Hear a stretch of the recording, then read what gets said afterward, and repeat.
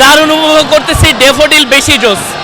Already আমি prediction দিয়ে রাখছিলাম 2-0, আরেকটা প্রেডিকশন দিছিলাম 18 মিনিটের মধ্যে গোল হবে, 18 মিনিটের মাথায় হয়েছে।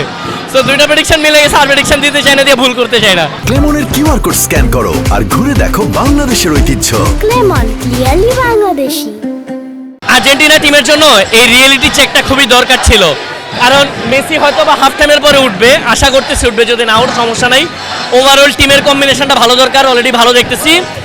মোস্ট ইম্পর্টেন্টলি কোনো গোল কনসিভ করা যাবে না যে কোনো টিমের সাথে, মানে যত গোল কম খেয়ে খেয়ে যাওয়া যায়, কারণ সামনে ওপোনেন্ট আরও কঠিন হবে। তো এখন দুর্বল টিমদের সাথে গোল খাইলে সামনে হারার চান্স বাড়বে, এটা করা যাবে না। ভালো হচ্ছে ওভারঅল। এটা কিন্তু ওভারঅল মানে not only for daffodil university but also for Bangladesh.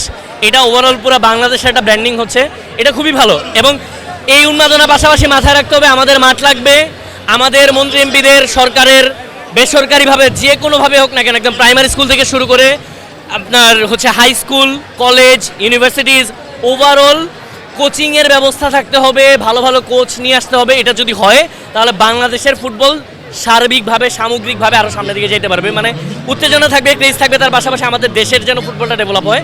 After 10 years, after 20 years যেন আমাদের দেশের একটা টিমও আমরা বিশ্বমঞ্চে দেখতে পারি। এইটার জন্য আমাদেরকে এখন থেকে প্রস্তুতি নিতে হবে। Thank you so much.